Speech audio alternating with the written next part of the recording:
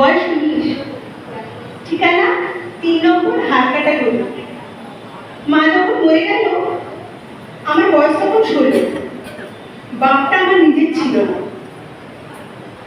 আমার উপর খুব নজর ছিল। একদিন রাতের বেলায় মদ খেয়ে চুর হয়ে এসে আমার উপর ঝাঁপিয়ে পড়লো কুত্তার বাচ্চাটা। আমার জামা কাপড় ছিঁড়ে দিয়ে আমার ইজ্জত দিতে এলো। আমি কোনো মতে ওকে ধাক্কা দিয়ে ঘরে ঢুকিয়ে বাইরে থেকে হুড়কো টেনে দিয়ে সেই দুর্যোগের রাতে পালিয়ে গেলাম বাড়ি থেকে। তারপর সোজা স্টেশনে গিয়ে চেপে বসলাম কলকাতার ট্রেনে। শুনেছি কলকাতা অনেক বড় শহর, সেখানে অনেক কাজ, কেউ নামতে পেয়ে সেখানে মরে না। ট্রেনে আলাপ হলো ঝিমলির সাথে।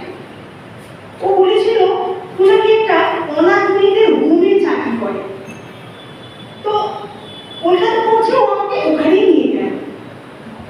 ওখানে আশ্রয় তো পেলাম, কিন্তু ওখান থেকে বেরোনোর পর চিরদিনের জন্য বন্ধ হয়ে গেল। ওটা ছিল একটা বেশ্যাবতী। ঝিমলি নিজেও তাই আমাকেও সেই পথে ছেড়ে দিল। প্রথম প্রথম গা ঘিয়ে করত,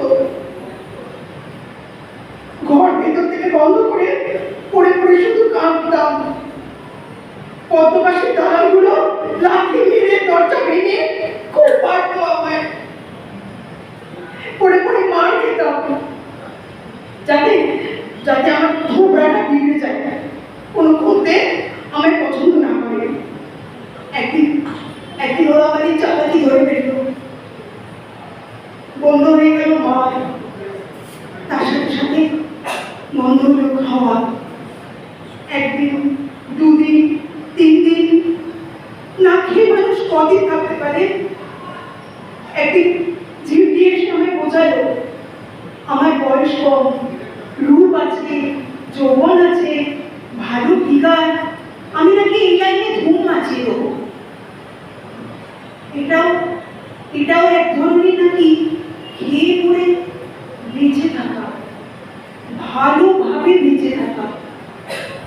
এটাও নাকি এক ধরনের কাজ, যার মজুরি পাওয়া যায়।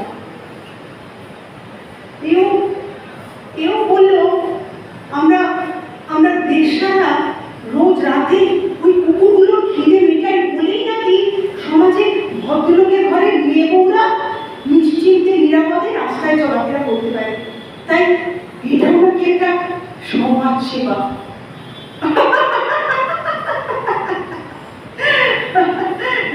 সমাজ সেবা সালা, যে সমাজে পুরুষগুলো মেয়ে দেখলেই জিভ দিয়ে জল গড়ায়, সুযোগ পেলেই মেয়ে শরীরটাকে খুবলে খায়, সেটা নাকি আবার সমাজ, আর সেই সমাজের নাকি আবার সেবা।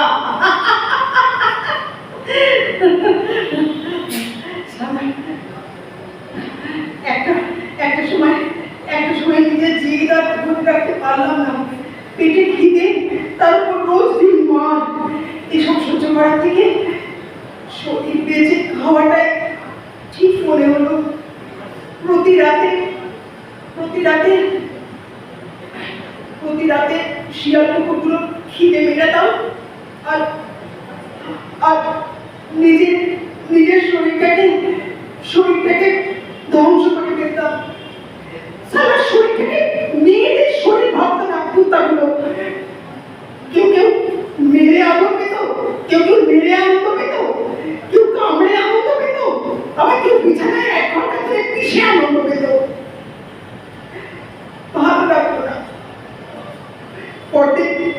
পরদিন প্রথম কল করে গিয়ে ঘষে গায়ের চামড়াগুলো তুলে ফেলতে ইচ্ছা করতো। এখন সব আপনার হাসি পায়। দেখতে দেখতে 5টা বছর কেটে গেল এই নরকে।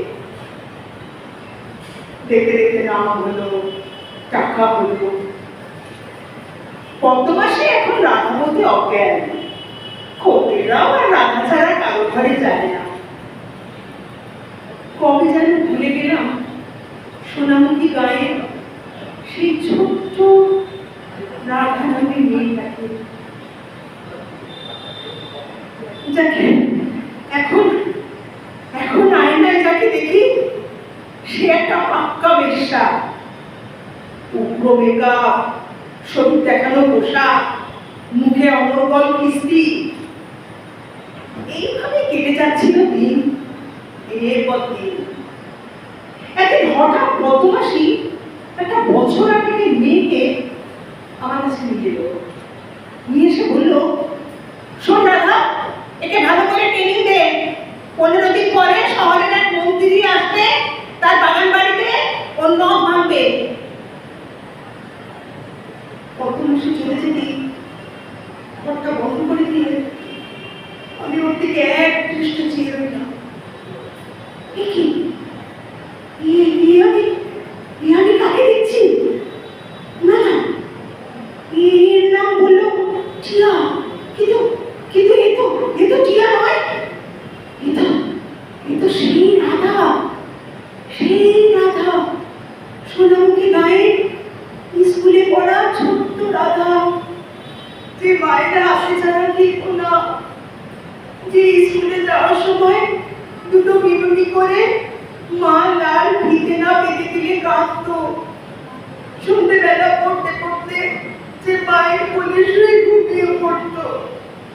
কিন্তু সেই রাধা না না, একে আমাকে কাছে বার করতেই হবে। কি যেন বলে গেল গত মাসে, মেয়েটার মা 10,000 টাকা দিয়ে মেয়েটাকে এখানে এই নরকে বেঁচে গেছে। হলোই বা স্বপ্ন, তাই বলে মেয়েকে কেউ এই নরকে টাকার জন্য বেঁচে দেয়? না না, আমার বুকের ভেতরে করে আগুন জ্বলে উঠল। সেটা আগুন কখন যেন বর্ষার জল হয়ে জ্বলে পড়ল। মেয়েটাও আমাকে জড়িয়ে ধরে হাউ হাউ করে কাঁদতে লাগলো। আমি নিজেকে ধরে রাখতে পারলাম না। একদিন কত মাসিকে বললাম, মাসি শোনো, ওই টিয়াকে নিয়ে একটু নিউ মার্কেট যেতে হবে, ওর জামা কাপড় মেকআপ সব কিনতে হবে না? মন্ত্রী খাবে বলে কথা, তারা সাজিয়ে দিতে হবে না? দাও, ওকে নিয়ে ট্যাক্সি করে যাই, নিউ মার্কেট থেকে জিনিসগুলো কিনে আনি।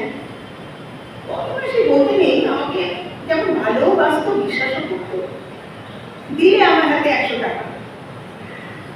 সেই টাকা নিয়ে টিয়াকে নিয়ে ট্যাক্সি করলাম। ট্যাক্সি তো ধরলাম, কিন্তু কোথায় যাব? কোথায় গেলে ওকে সুরক্ষিত আর একটা সুন্দর জীবন দিতে পারবো তাকে জানি না। আমি তো এই শহরের কিছুই জানি না। ট্যাক্সিওয়ালা সর্দার থেকে ভদ্রলোক মনে হলো, তাকেই সব কথা খুলে বললাম। সে তখন বলল, কাছেই একটা হোম আছে মেয়েদের, মাদার টেরেসা হোম, নাম মিশনারি অফ চ্যারিটি। ওইখানে নিয়ে গিয়ে ট্যাক্সি দাঁড় করালো।